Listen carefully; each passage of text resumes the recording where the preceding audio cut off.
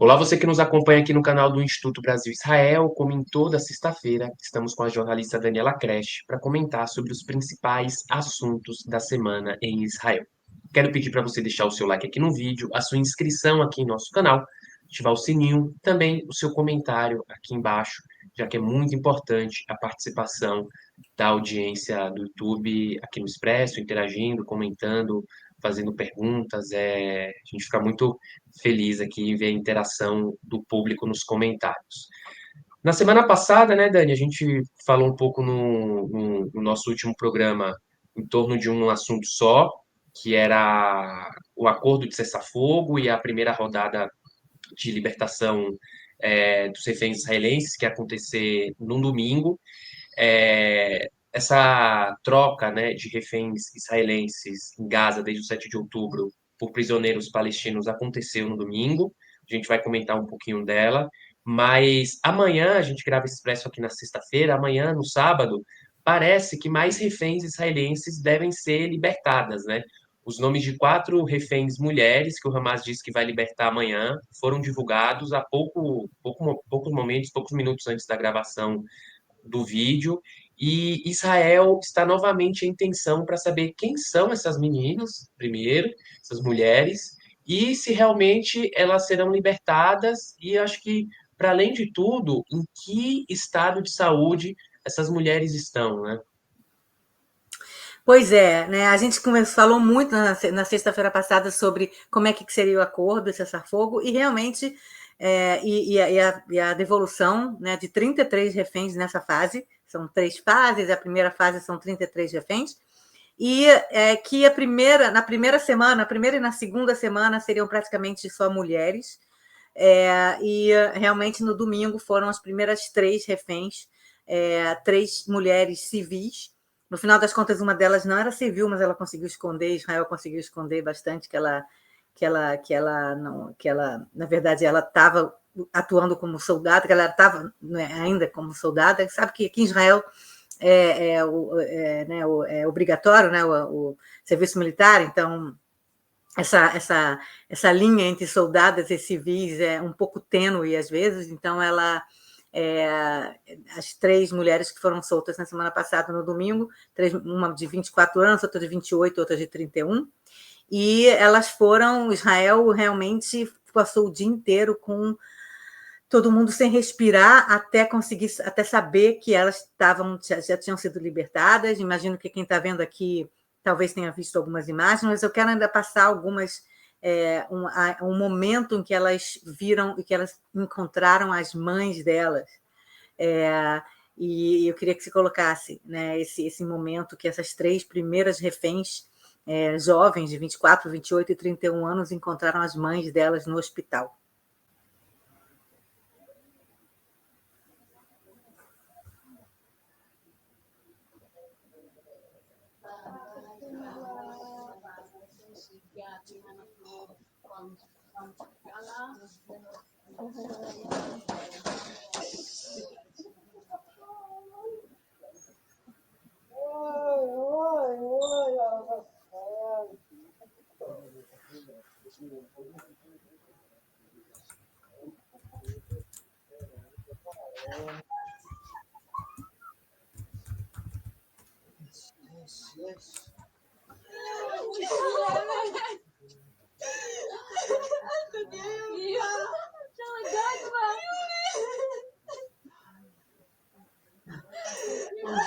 Essa é a primeira refém que aqui aparece.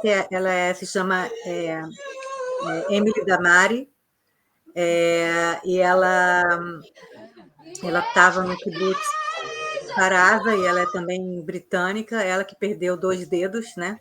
Ela fez aquele gesto que perdeu. Essa já é a segunda refém. Essa já é a Doron Steinbrecher, que é uma refém do kibbutz Kfar Aza também, que foi um kibbutz que perdeu muitas pessoas no dia 7 de outubro de 2023. E ela foi mantida sozinha quase praticamente sozinha durante esse 1 ano e 3 meses. Né? Então ela voltou a uma situação bem pior que as outras duas, que é a Romi Gonen e que é a primeira que apareceu, que é a Emily Damari, que ficaram juntas. Ela psicologicamente está numa situação bem pior do que as outras duas, porque ela ficou praticamente sozinha o tempo todo. Ela tem 31 anos, é veterinária, alguma coisa assim.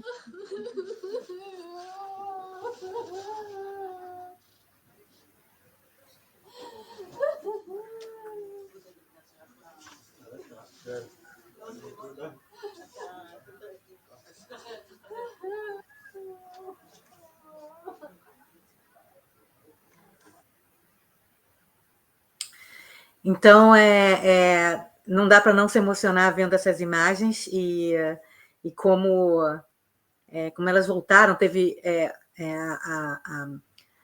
a Emily Damari, ela que perdeu os 2 dedos da mão, ela emocionou muita gente fazendo gesto, meio que um gesto, eu não sei fazer, não consigo fazer, né? Porque ela perdeu esses 2 dedos aqui, então ela fez meio que um gesto assim, que algumas pessoas, inclusive, estão tatuando a mão dela sem os 2 dedos, que virou uma espécie Teve de um jogador ícone. de futebol, né, Dani?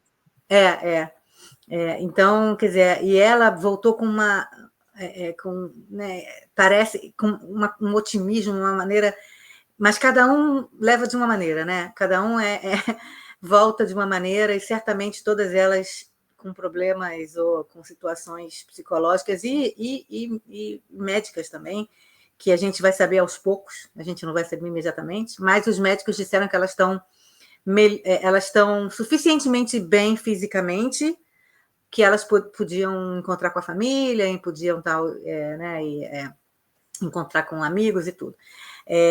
E elas são provavelmente as reféns no melhor estado de saúde, das 33 reféns, dos 33 reféns que vão ser libertados, essas 3 são as de melhor saúde, sem contar os outros 60 e tantos, né, porque são 94 reféns nesse momento, os outros que não estão na lista, né, desses 33.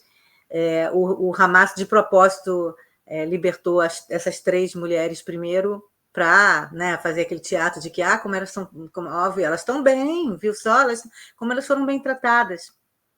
A gente sabe que não tem como você ser refém durante um ano e 3 meses sem ver a luz do sol e tá bem, né? Mas fisicamente elas parecem bem, certamente elas foram tratadas, né, elas receberam roupas novas, o cabelo delas, né, alguém penteou para elas serem libertadas, e a gente tem, né, aquela imagem, né, a gente estava conversando sobre isso antes, da libertação delas dentro da faixa de Gaza, e que o Hamas montou todo um teatro de horrores com dezenas de militantes terroristas do Hamas vestidos com roupas novas paramilitares e com armas novas, e todos encapuzados, e aquela coisa verde. Cadê? Eles não lutam com essas roupas, né? Essas roupas estão limpinhas porque eles não lutam justamente com essas roupas, porque para né, ficar parecendo que eles são civis e que eles são terroristas, guerrilheiros terroristas. Eles não lutam com roupa de paramilitar. Eles não são soldados de um exército regular. Então, essas roupas e a maneira como eles levaram um monte de gente para ficar parecendo que tinha um monte de gente lá querendo linchar as meninas, e eles estão protegendo as reféns. Foi impressionante como eles montaram todo um teatro do absurdo, e muita gente comprou. Eu vi no Brasil alguém da Globo News também que chamou esses terroristas lá encapuzados de soldados israelenses na Globo News. Você ouviu isso? Chegou a ver isso? No dia da libertação, no domingo, a apresentadora, falando, essa refém está envolvida por um monte de soldados israelenses, porque imagina que não deve imaginar que o Hamas também tem essa roupa paramilitar aí, entendeu? E aí esses são soldados israelenses encapuzados com aquela coisa verde, entendeu? Realmente de embrulhar o estômago. E queria que você botasse, inclusive, acho que eu mandei para você uma foto desse momento em que elas foram libertadas, em que você vê elas sendo ladeadas por dezenas de terroristas palestinos do Hamas, vestidos, fazendo esse teatro, como se eles como se não tivessem perdido 20 mil homens do Hamas, e não tivessem perdido praticamente toda a seu poderio paramilitar. Agora, dá para ver nessa foto do alto que tem aqui os carros da Cruz Vermelha, que também participaram desse teatro do absurdo, os carros da Cruz Vermelha com as meninas dentro, e em volta uma turba, né, de pessoas, mas você vê que essa turba não é tanta gente assim. Com drone dá para ver que foi um grupo de pessoas que foram chamadas pelo Hamas para parecer que tinha muita gente. Tanto que quando você faz, quando a câmera está dentro da turba, parece que é, né, dezenas de milhares de pessoas, mas com drone você consegue ver que para em um certo momento o grupo, né? Então, tudo muito estudado de como enganar o mundo, enganar os próprios palestinos, né? E algumas pessoas caem nesses teatros do absurdo de um grupo terrorista sanguinário e cruel que é o Hamas. E aí, então, a primeira libertação aconteceu, as meninas chegaram, a gente viu as imagens, só que agora está em dúvida como é que vai ser, né? Quer dizer, vai ser 3 ou 4 pessoas, 4 reféns por semana, em geral, acho que no sábado ou domingo. Amanhã é sábado, engraçado que é sábado, né? Um Shabat, mesmo assim eles decidiram que seria no sábado. E até chegar à semana 42, o dia 42, né? São 7 semanas. No dia 42, então, os últimos vão ser libertados e provavelmente as últimas libertações vão ser de caixões, vão ser de pessoas mortas, de reféns mortos. E provavelmente desses 33 que vão ser libertados, 3 já foram. Então, desses 33 que estão nessa fase, praticamente algo em torno entre 9 e 10 estão mortos. Então, vão ser entregues de volta os corpos às suas famílias.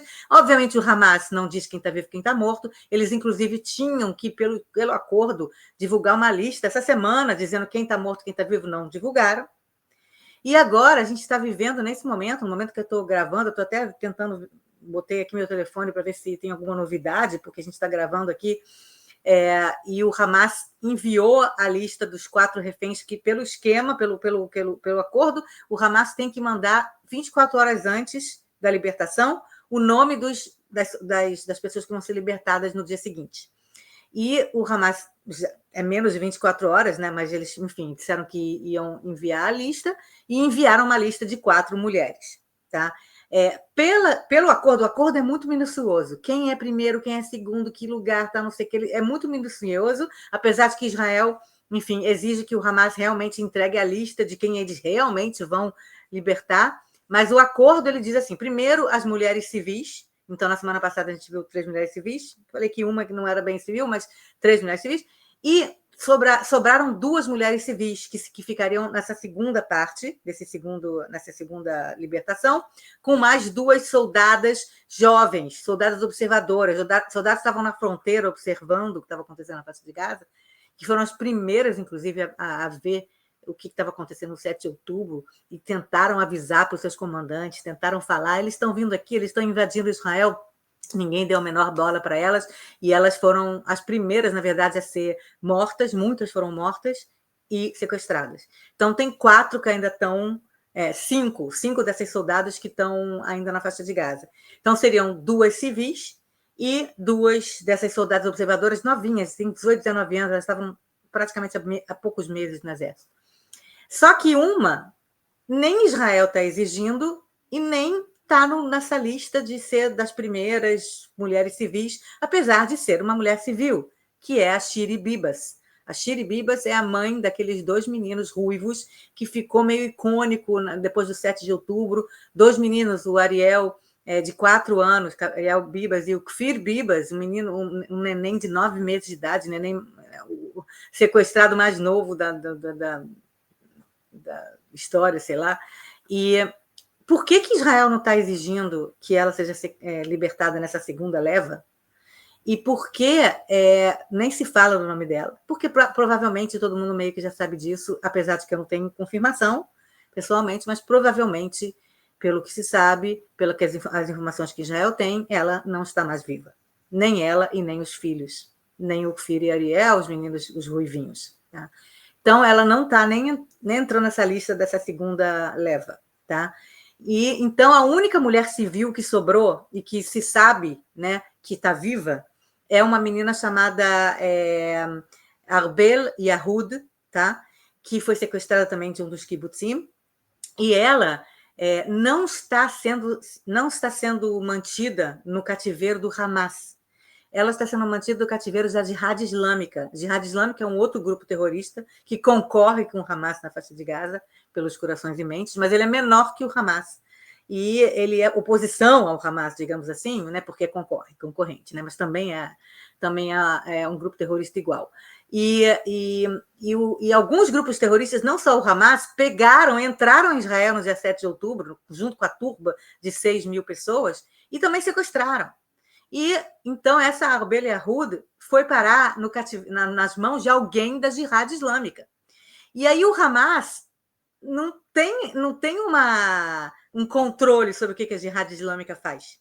Então Israel falou, essa segunda leva, a Arbel Yahud tem que estar nessa segunda leva, porque ela é a última mulher civil viva, tá? Que ela tem que estar nessa segunda leva.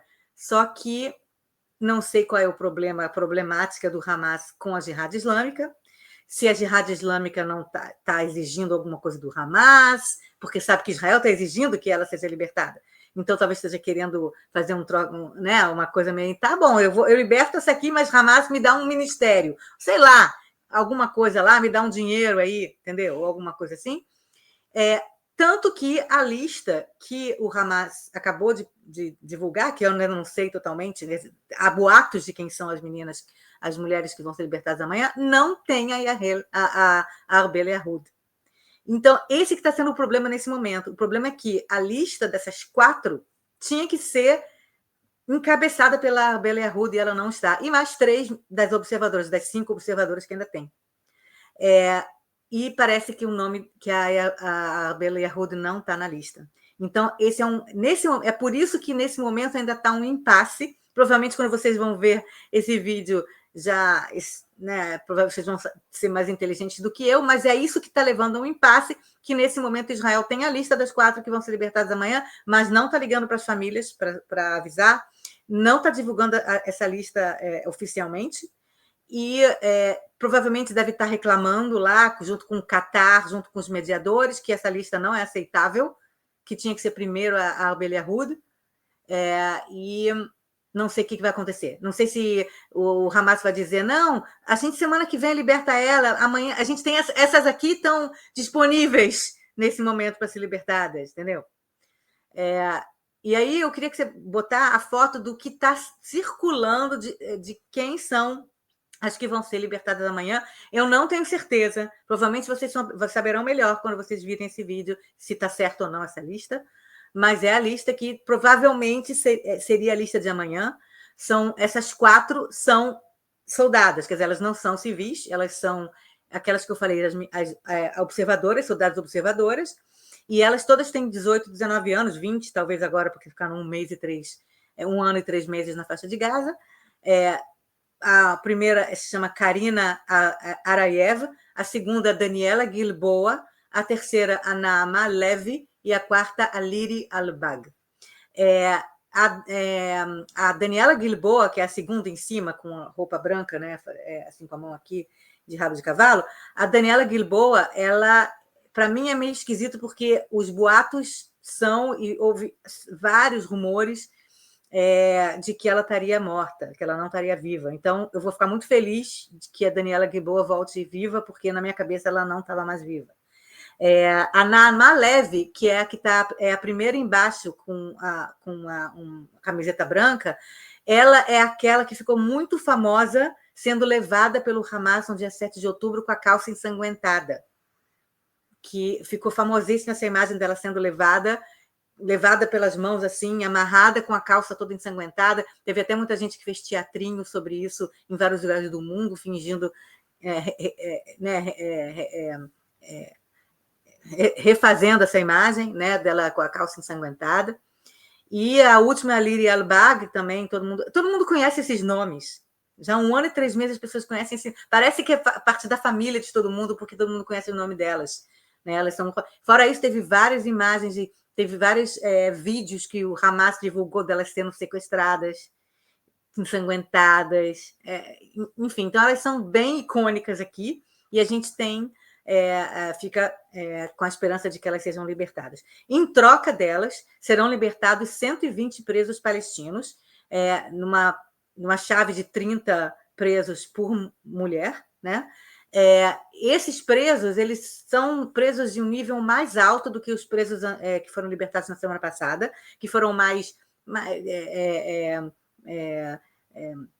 presos palestinos que não tinham assassinado com as próprias mãos algum israelense, quer dizer, estão envolvidos em atentados terroristas, mas não de maneira tão direta, ou adolescentes de 16, 17 anos, que também teve uma época, uns 3 ou 4 anos atrás, que teve uma intifada das facas aqui, e muitas crianças saíram em Jerusalém, crianças palestinas, né, fanatizadas, foram nas ruas com facas para esfaquear israelenses. Então, essas crianças foram na semana passada, crianças jovens, né, 16, 17 anos, foram libertadas na semana passada. E os presos de amanhã é uma lista um pouco mais pesada, e essa lista vai ficando cada vez mais pesada com o tempo, né? Nessa lista de amanhã já tem presos palestinos julgados e condenados por terrorismo, responsáveis por mortes diretas de israelenses, que realizaram realmente atentados terroristas, mas são pessoas que fizeram atentado terrorista na década de 90, quer dizer, já estão há 30, 40 anos na prisão, e tal. Eles cumprem prisão perpétua, mas pelo menos cumpriram 30, 40 anos. Tá? Então, ainda é, de certa maneira, palatável, apesar de que tem muitos parentes dessas pessoas que foram mortas em atentados terroristas por esses terroristas e que vão libertar a pessoa que matou meu irmão, meu pai, meu filho, entendeu?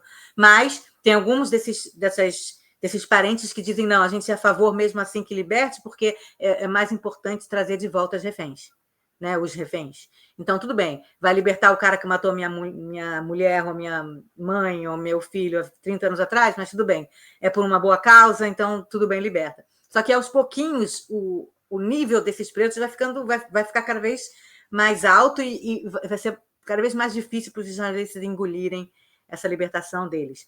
Alguns são libertados e vão ser exilados para fora da região, vão para o Catar, ou vão para a Turquia, ou para outro lugar, Argélia. Alguns vão ser libertados para a Cisjordânia, e não sei se alguns vão para a faixa de Gaza, mas a tentativa de Israel é saber exatamente onde estão essas pessoas, tá? Para, no futuro, monitorar essas pessoas. A gente sabe que muitas delas voltam ao terrorismo. Então, há um dilema também, esses que são mais perigosos, os que são mais perigosos, vale a pena exilar, e aí eles ficam longe do monitoramento israelense, mas pelo menos não podem cometer um atentado tão rapidamente contra Israel de novo, ou leva eles para a Cisjordânia, que Israel tem mais, né, possibilidade de entrar lá e pegar o cara de novo depois, entendeu? Sabe? Então, há vários dilemas para onde expulsar ou exilar essas pessoas ou libertar essas pessoas. Outra coisa que o Hamas vai receber em troca dessas de amanhã, dessas 4 pessoas de amanhã, 4 mulheres de amanhã, é que vai ser aberto o chamado Estrada Netzarim, o Caminho Netzarim, que Israel ocupou no centro da faixa de Gaza, que né, os soldados israelenses estão no centro, meio que dividindo a faixa de Gaza do norte para o sul, para tentar diminuir a possibilidade do Hamas se comunicar, né, dos batalhões do Hamas se comunicarem. Então, Israel concordou, na verdade, Israel entrou lá justamente para servir de carta de troca nessa hora, entendeu? Tipo, a gente entra, a gente devolve quando vocês devolveram os reféns, entendeu? Então, foi uma coisa meio assim. Então, Israel vai meio que sair de uma parte desse caminho para deixar que muitos palestinos, mais de 1 milhão de palestinos, voltem para o norte da faixa de Gaza e começar a reconstruir lá, porque vão encontrar tudo destruído lá, né? Então, é isso que vai acontecer. Quem mais? Não estou vendo aqui que tem alguma atualização sobre a lista, não. Essa libertação levou à saída do governo do ministro de Segurança Interna, Itamar Ben-Gvir, que é um cara que a gente tem falado desde que esse governo existe, o cara mais extremado, mais radical, mais fanatizado do governo israelense. Eu uso a palavra fanatizado que nem usei do pessoal do Hamas, né? Quer dizer, talvez eu esteja sendo injusta aqui, mas o Itamar Ben-Gvir, ele não é muito querido e popular dentro de Israel, tá? Ele tem, assim, aquela minoria lá que vota nele, porque é um cara extremista, tal, não sei o quê. Sempre tem, né, aquele pessoal, né, raiz, né? Mas 85, 90% dos israelenses odeiam esse cara, acham ele ele estava às margens da política israelense alguns anos atrás, foi trazido para o governo só para o Netanyahu ter maioria no governo, então o Netanyahu trouxe ele para o governo, um cara fanatizado, extremista, que todo mundo odeia, só para ter apoio, quer dizer, mostra, né, como o Netanyahu, a sobrevivência política dele é mais importante do que torturar Israel com esse cara ser ministro, né? Se é que alguma coisa de boa aconteceu além da libertação dessas dessas 3 na semana passada, foi o Itamar Ben-Gvir não ser mais parte do governo Netanyahu. O governo Netanyahu ainda tem maioria, porque porque o Gideon Sa'ar, que é de um outro partido, entrou no governo, e porque o outro extremista do governo, o Bezalel Smotrich, ameaçou sair do governo, mas não saiu. Então, o governo Netanyahu ainda tem maioria, apesar da saída do Itamar Ben-Gvir do governo. E outra coisa importante que aconteceu essa semana, só para a gente terminar aqui essa parte da questão dos reféns e tudo, do 7 de outubro, foi a demissão, a renúncia do chefe do Estado-Maior das Forças Armadas, Herzi Halevi, é o líder do Exército, Herzi Halevi, né, o general mor lá, e ele renunciou. Ele renunciou, depois do 7 de outubro, ele já tinha dito que ele ia renunciar. Ele falou muito pouco tempo depois do 7 de outubro, que ele se sentia responsável pelo fracasso, né, da inteligência e do exército israelense em ter primeiro previsto, né, que iria acontecer o 7 de outubro e depois ter protegido essas pessoas, essas 1.200 pessoas que morreram em algumas horas no dia 7 de outubro. Então, ele falou imediatamente depois, eu sou responsável como chefe do Estado-Maior das Forças Armadas, eu vou pedir demissão, eu vou renunciar, o meu mandato não vai chegar até o fim, mas a gente está em guerra agora, então vamos lá, vamos ver o que vai acontecer tal e tudo, mas no momento em que a coisa se acalmar, que é o momento de agora, né, eu vou me retirar, e foi o que ele fez. Não só ele, mas também o general do Comando Sul, que é onde aconteceu, né, a desgraça na fronteira com Gaza, o Yaron Finkelman, que era um dos mais altos generais que estava concorrendo para ser o próximo chefe das Forças Armadas, também pediu demissão. Muitos outros pediram demissão da parte militar de Israel.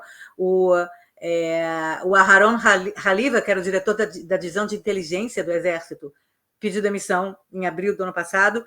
O próximo a pedir demissão, assim, a renunciar, alguns dias, uma questão de dias, é o diretor do Shin Bet, do Serviço de Segurança Israelense, Ronen Bar. Quer dizer, o líder da parte militar de Israel, os líderes estão se responsabilizando pelos erros do dia 7 de outubro e estão renunciando.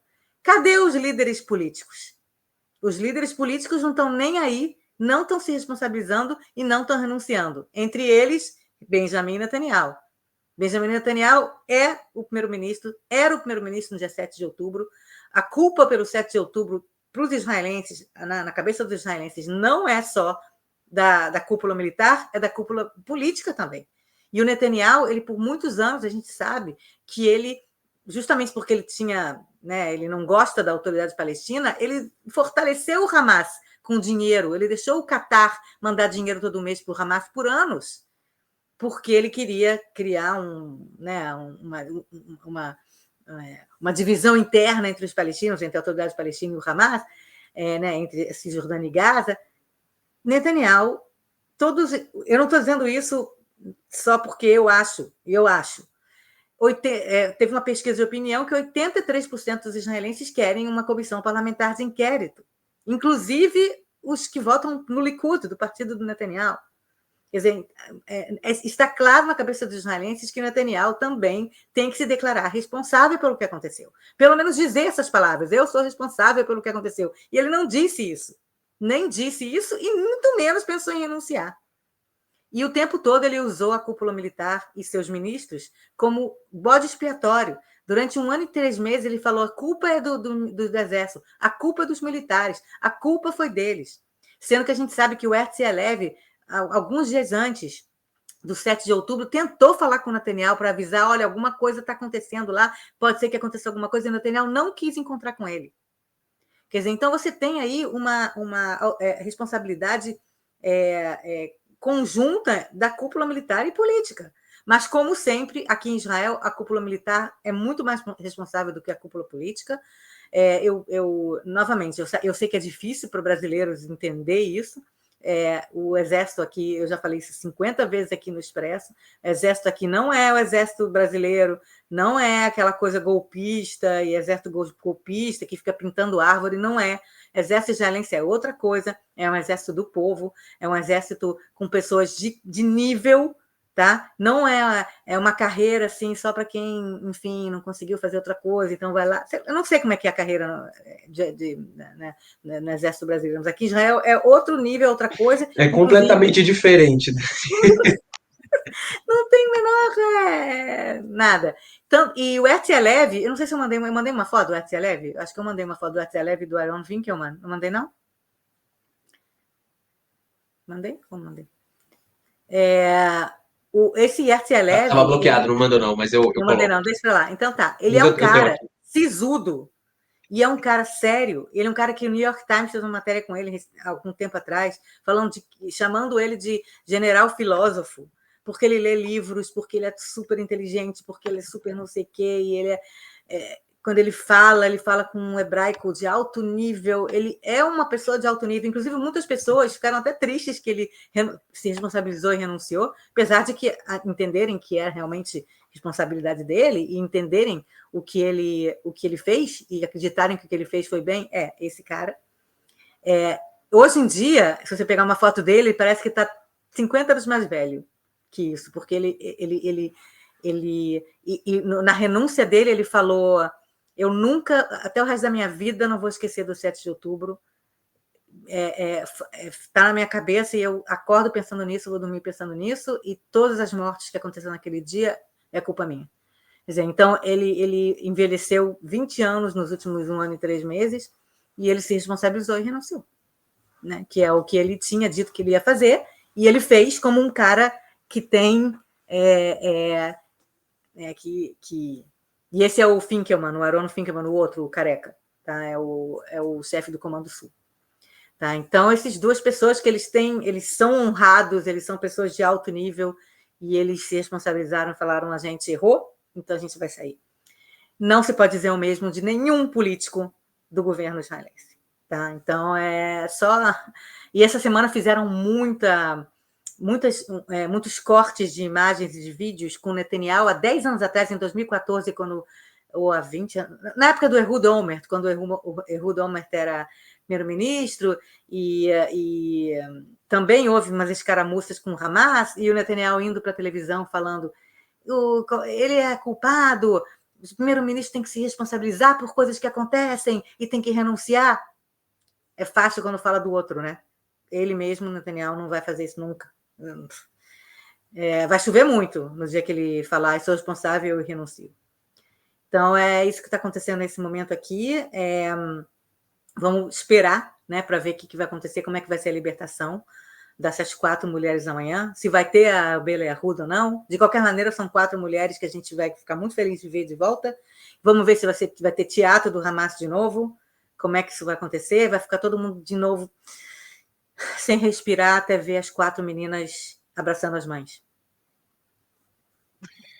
A gente vai ficar aqui acompanhando amanhã, o dia inteiro aqui, os desdobramentos dessa próxima troca de, de reféns, né, nessa fase do acordo, mas são muitas camadas, né, Dani? Como que em uma semana muita coisa acontece, tudo tudo Uma pode semana aqui são mudar. 2 meses, né, Ju? A gente sempre fala, né? Que, tipo, uma semana aqui, eu nem lembro como é que era uma semana atrás, de tanta coisa que aconteceu. É uma loucura. A gente é atropelado pelas notícias. A cada 2 horas a gente é atropelado por uma notícia. Tem que realmente ter muita. As pessoas aprenderam muito nesse 1 ano e meio, 3 meses, e mais, porque não é só desde o 7 de outubro. Israel é um atropelamento de notícias diário já desde que existe, né? Mas assim, as pessoas estão aprendendo e estão falando muito sobre isso, sobre a saúde mental, sobre como não dá para você ficar vendo notícia o dia inteiro, não dá para você ficar com a televisão ligada o dia inteiro que você enlouquece, porque é muita coisa uma atrás da outra, não tem nada. Tem até uma música israelense que fala, não tem nenhum momento de calmo, ou é festival, não, ou é festival ou é carnaval. Tipo assim, ele Não, regadar, e, como é que é? O festival, o carnaval, uma coisa assim. E é assim, quer dizer, a sensação de estar aqui é essa, né? De que você está dentro de um trem que está andando a 300 quilômetros por hora. e algo que você falou desde quando começou a sair, né, as primeiras informações sobre esse acordo e como seria, que o fato de ser a conta-gota, né, você não sabe quem vai vir, como vai vir. Eu acho que a gente ainda, né, não, pelo menos até o momento, a gente não tem certeza ainda sobre o acordo de amanhã, né, mas para os próximos como que vai ser quando voltar o corpo, né, no caixão, e aí você saber que tem outros, a incerteza, eu acho que é um trauma coletivo, né, eu acho que toda a sociedade israelense, eu acho que sente isso, sente o peso das famílias, da incerteza, né, no caso aí da família Bibas, como você falou, a gente sabe que, infelizmente, ao contrário do que muita gente diz, que o Hamas respeita os direitos humanos, né, que estavam tratando bem os reféns, é um Tô rindo. absurdo, é um E o absurdo, sol é azul, por aí. né, sendo que até a ONU, né, que a gente tem muitas críticas aqui, pode falar, enfim, uma série de coisas, mas a própria ONU já sabe, né, das violações de direitos humanos que o Hamas cometeu e comete, de abusos sexuais, as pessoas colocando o Hamas como se fosse um grupo democrático como qualquer outro, e Quem infelizmente a pensa gente isso? Eu sabe não que entendo, João. Quem pensa isso? Tem não, gente que pensa isso mesmo. tem pessoas no Brasil, políticos, intelectuais, que se dizem Ai, não sabia. tais, né, que colocam o Hamas no mesmo patamar de um Estado democrático de Ainda bem que eu não direito comi que foi eleito, recentemente, assim, porque senão eu ia assim. Que coisa como isso? como um Sério grupo de mesmo? resistência, assim, e a narrativa de que os reféns israelenses eles são bem tratados em Gaza, sendo que a realidade é totalmente contrário, né? É, a gente, a gente sabe muito bem com as condições. Você vê os vídeos que divulgam, né? As pessoas apáticas, só a imagem da pessoa, o rosto da pessoa, a feição da pessoa, né? Já mostra a quantidade de barbaridade, de brutalidade que essas pessoas devem passar. Então, é, eu imagino que deve ser muito difícil, Dani, acompanhar tudo isso aí, passar por isso aí, não se sensibilizar, mas a gente vai seguir acompanhando aqui Pelo essas menos a gente não sequências, escuta né? aqui as pessoas falando dessas barbaridades. Pelo Eu menos acho que está a todo mundo aqui vantagem passando pelo trauma coletivo junto, no mesmo barco, sem escutar, pelo menos, essas besteiras e barbaridades que se fala aí só para justificar algum tipo de ideologia antissemita, né?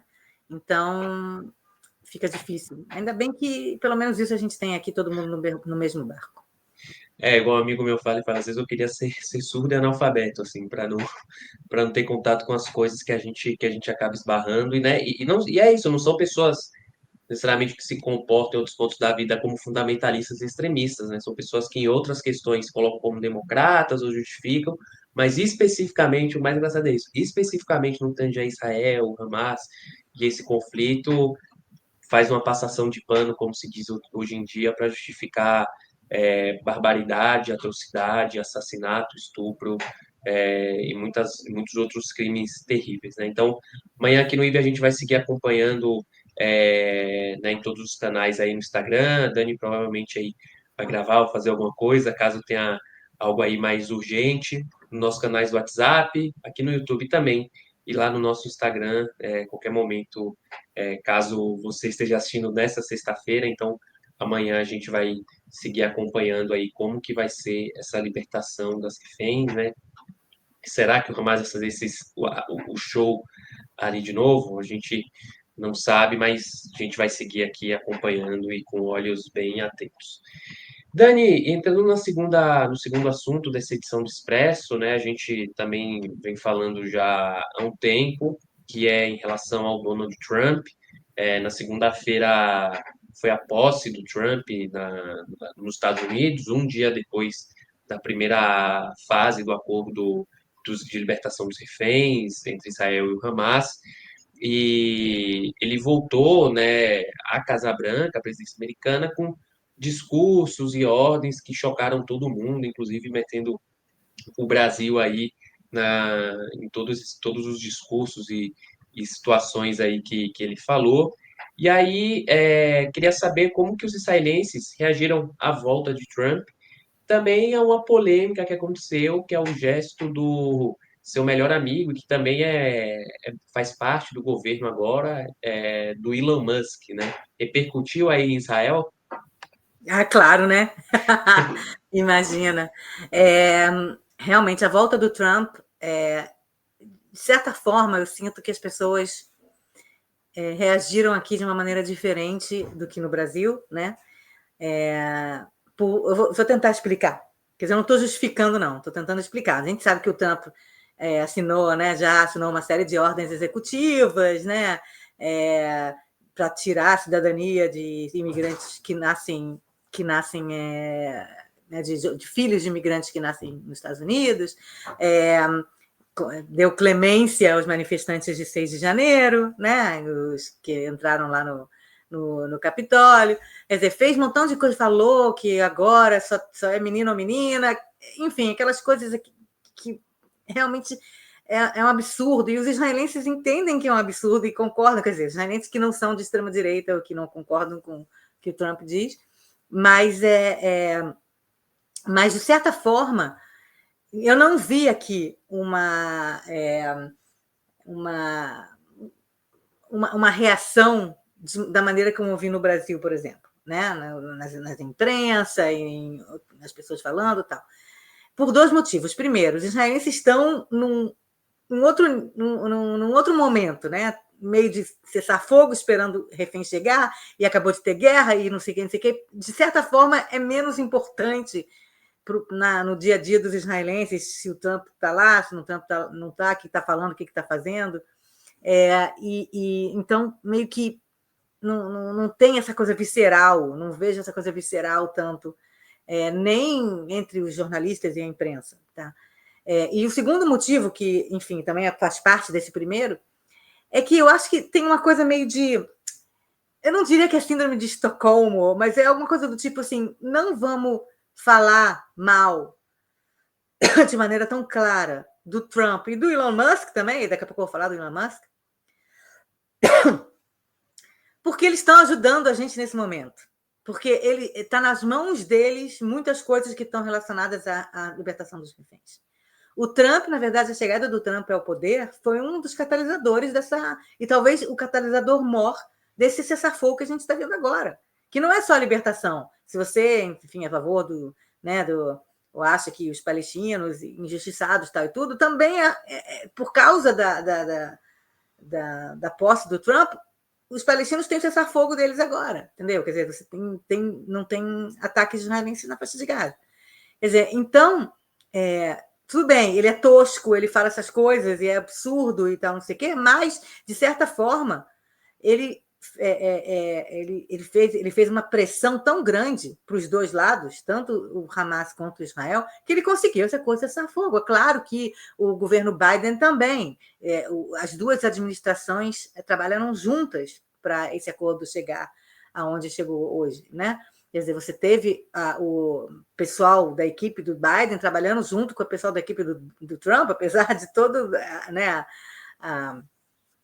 enfim, a ojeriza, talvez, que haja entre os dois lados, mas eles trabalharam juntos para ter esse acordo de cessar-fogo. E a gente está no meio do acordo de cessar-fogo. No meio, só teve uma libertação ainda, a gente vai ver a segunda libertação amanhã, espero. Quer dizer, então os israelenses também, tipo assim, a gente não vai agora dizer o Trump é tosco, o Trump é horrível, odiamos o Trump, entendeu?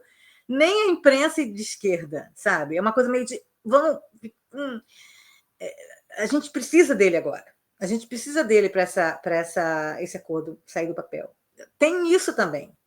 Então tem uma coisa do tipo, vamos reagir de uma maneira menos visceral, porque a gente está meio que nas mãos dele, do Trump e também do Elon Musk. O Elon Musk, ele está nessa coisa da negociação do acordo porque ele está junto com o Trump e sendo um dos maiores assessores do Trump nesse momento, né? Como você falou, ele vai fazer parte do governo Trump, e o Elon Musk veio a Israel, eu não sei se deu dinheiro, não sei se não sei o quê, mas foi recebido pelo Netanyahu.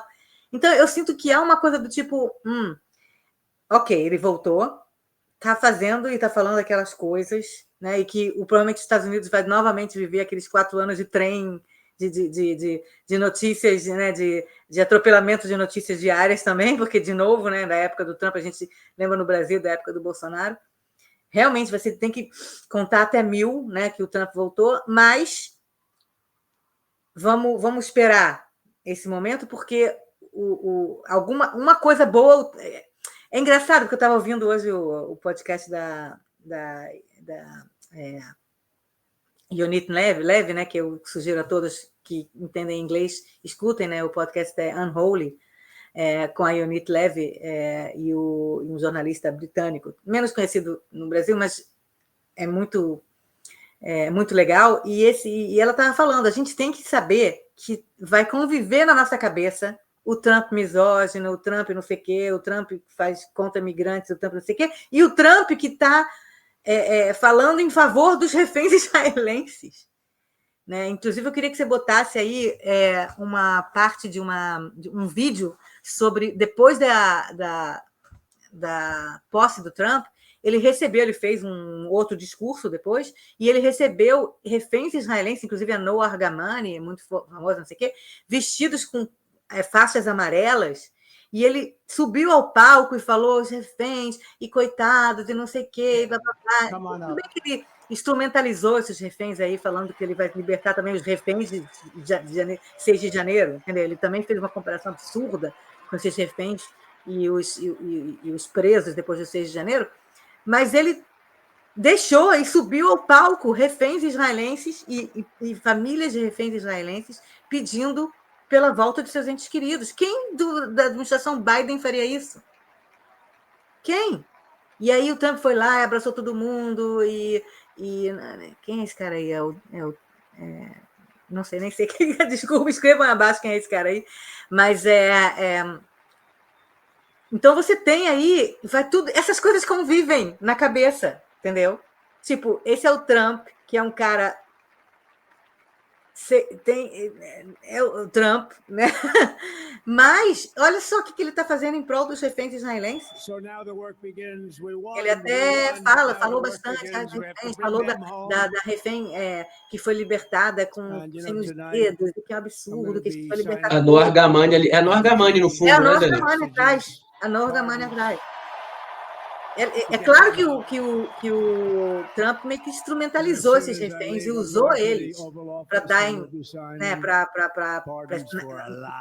dar suas mensagens políticas radicais, tá? Mas, por outro lado, se não fosse o Trump subindo no poder agora, se o Biden tivesse sido, né, ou se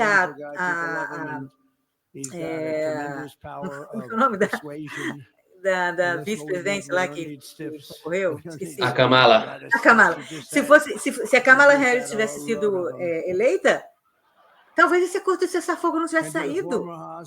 Então, esse fato todo que eu estou falando, de que a gente tem que conviver na nossa cabeça com extremos de complexidade, de nuances, e de coisas que parecem que não tem nada a ver uma coisa com a outra, mas todo mundo essas coisas convivem, mostra que a realidade não é preto no branco. A realidade é complexa. A realidade é esquisita. E o Trump, aqui em Israel, é esquisito, que as pessoas falam, esse cara é um uó, mas olha o que ele está fazendo por nós. Então, isso convive na cabeça das pessoas de uma maneira assim... Eu acho que as pessoas não estão nem conseguindo pensar sobre isso nesse momento. Não dá para pensar. Que o mais importante agora é, ok, Trump, liberta todo mundo, a gente até pede para darem o Prêmio Nobel da Paz para você. Desde que você liberte os nossos reféns. Entendeu? Então a reação de Israel, eu acho que é bem diferente do resto do mundo democrático, digamos assim, porque Israel está envolvida nesse momento numa coisa muito complicada e que o Trump está ajudando. Então, convive na cabeça dos israelenses o fato de ele ser misógino, o fato de ele ser não sei o quê, contra imigrantes, não sei o quê, mas ele também está nos ajudando. Quer dizer, é complexo, é cheio de nuance. Né? Então, aqui você não vê as pessoas visceralmente falando ai, o Trump, agora, que horror. Não, você não vê isso porque você tem essa questão dos reféns em que o Trump está ajudando. E você não pode negar que está ajudando. Vou falar do Elon Musk. Vou falar do Elon Do Musk. Elon Musk. Elon Musk. Elon Musk, né? Fez aquele gesto lindo. Põe a foto aí do gesto do Elon Musk. Lindo, né? Maravilhoso. E, novamente, Netanyahu disse não é nazista. A Liga Antidifamação também falou, a gente não tem certeza. O centro Simon Wiesenthal falou esquisito esse gesto aí, ambíguo. Ninguém nesse momento aqui em Israel está meio que não ninguém, eu já ouvi aqui na imprensa israelense muita gente falando não, o cara é mó nazista e tal. Mas você não vê a cúpula política atacando o Musk nesse momento. Por talvez medo ou por não querer perder ele como amigo de Israel. Imagina se Netanyahu fala, não quero mais saber de você, Elon Musk. Sei lá o que o Elon Musk pode fazer. Acho que tem um medo também da instabilidade dessas pessoas, instabilidade do Trump, instabilidade do Elon Musk. As pessoas estão. Israel está pisando em ovos com esses caras. Porque Israel precisa deles. Entendeu? Então, de certa forma, é horrível, porque tem que engolir essas coisas e não pode sair falando e xingando, entendeu? Então, eu entendo isso, mas, por outro lado, é também meio covarde você não falar, olha só, parece aquele filme Don't Look Up, né? Que está chegando um meteoro e o cara falando, não tem meteoro nenhum, don't look up, entendeu?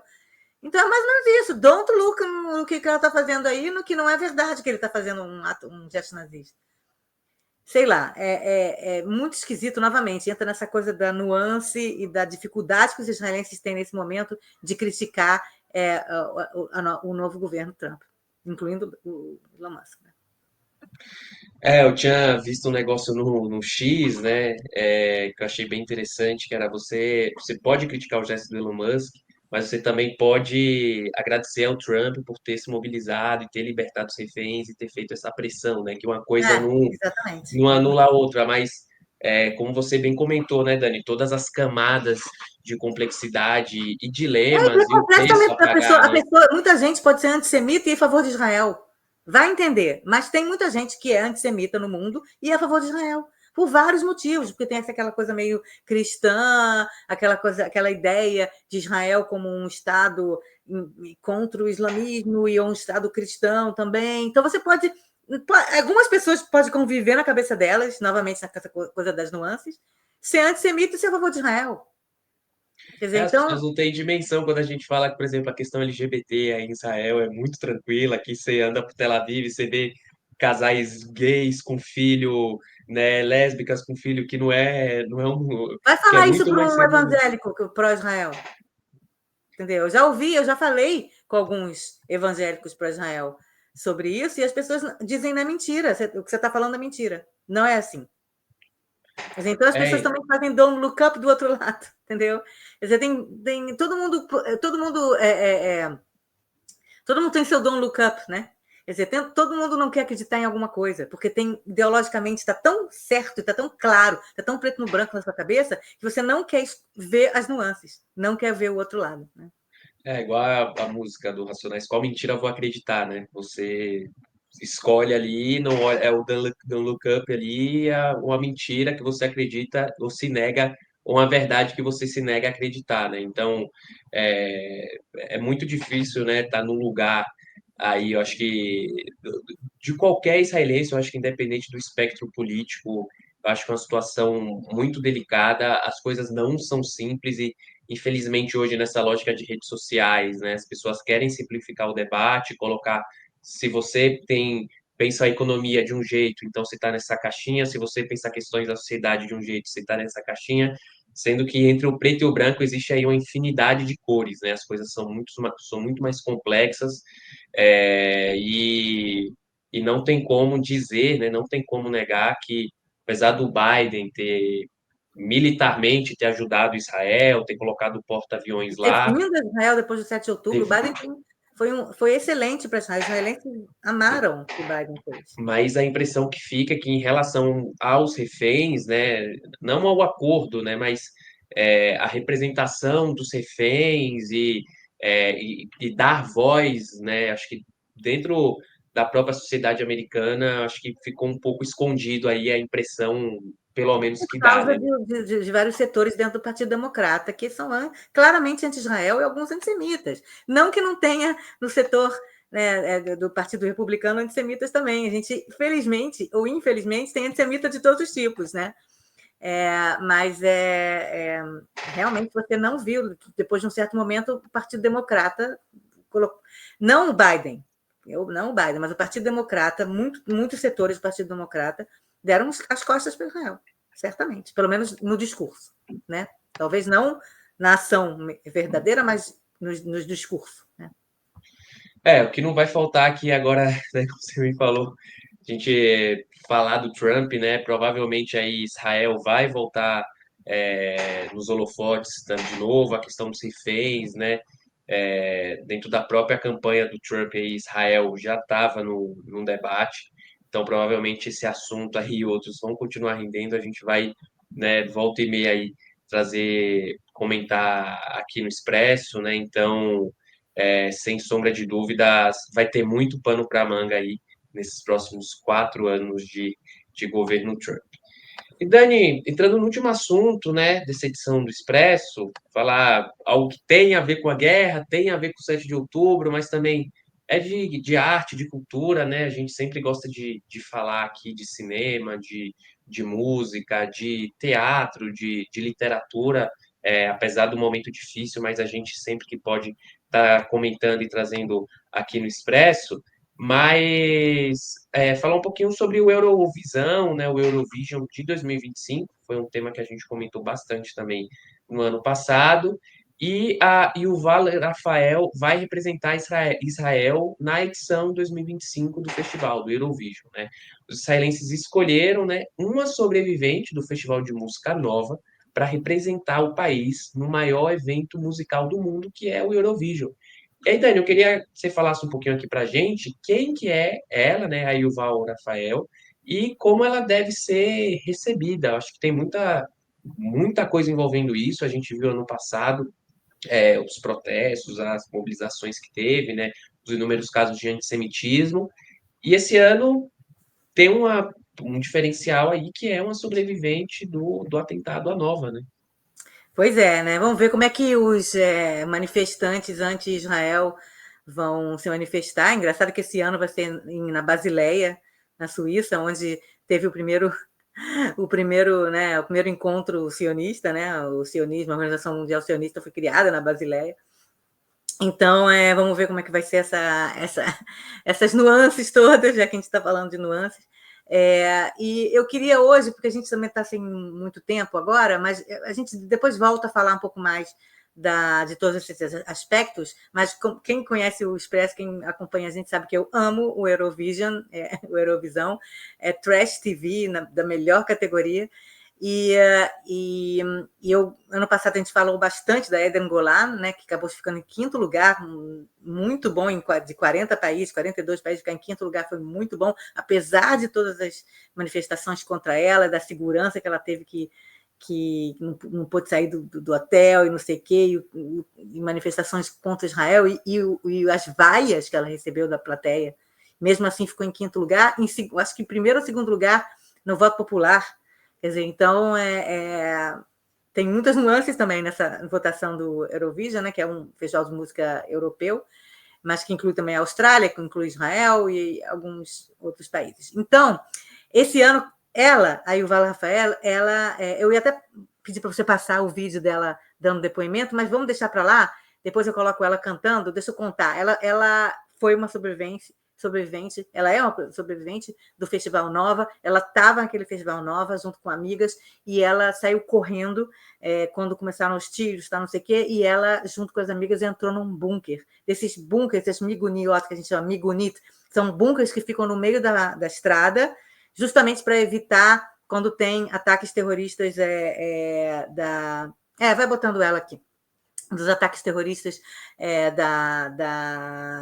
por foguetes. Então, Israel construiu, nos últimos 20 anos, pequenos bunkers no meio da estrada, que você pode parar com o seu carro e entra nesse bunker para se proteger de foguetes que a faixa de Gaza lança contra Israel nos últimos 20 anos. Então, elas saíram correndo, tentaram ir de carro até o kibbutz Oraner, né, perto de Borahai, que é o kibbutz brasileiro, e ela viu que estava os terroristas estavam no meio da estrada, a estrada 232, a estrada onde os terroristas do Hamas atiraram e mataram muita gente, principalmente os que estavam saindo do Festival Nova.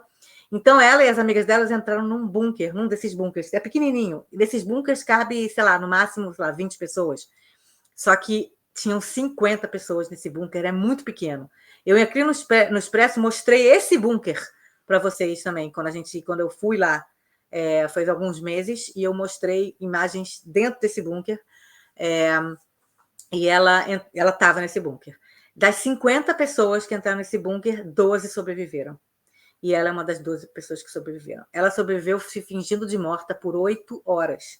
Ela ficou no chão com uma pessoa morta nos pés dela, que ela achou que, inclusive, ela ia amputar as pernas dela, porque as pernas dela ela perdeu totalmente, ficou formigando por 8 horas, porque tinha um corpo pesado, morto nas pernas.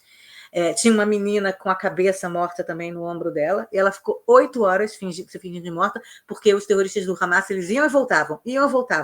Eles foram, mataram, né, os 38, mataram todo mundo em volta do bunker também, e eles volta e meia voltavam e atiravam mais para ver se alguém tinha sobrevivido, ia lá e atirava mal. E tem uma outra hora que, depois que horas eles iam e voltavam atirando lá dentro, eles também jogaram gás lacrimogêneo dentro do bunker, que também matou algumas outras pessoas.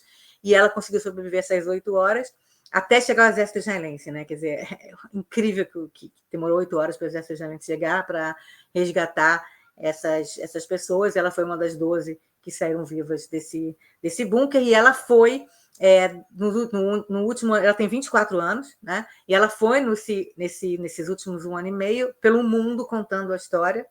Ela foi na ONU, ela foi em vários lugares. E ninguém sabia, né, nesse momento todo que ela estava, né, lutando pela volta dos outros reféns, quer dizer, ela não chegou a ser refém, mas lutando pela volta dos reféns, ninguém sabia que ela sabia cantar.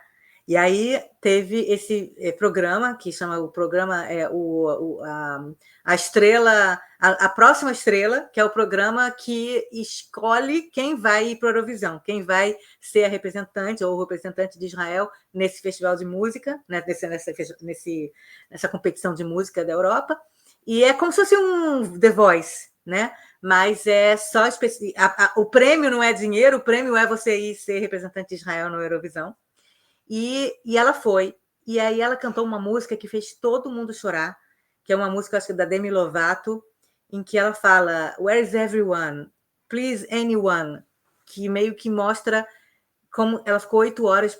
Please, alguém me salva daqui por 8 horas. Então eu quero botar para terminar ela cantando. Foi a primeira vez que ela apareceu no programa, ninguém sabia quem ela era. Foi o primeiro. Depois ela ficou durou 3, 4 meses o programa, né? Tipo The Voice, né?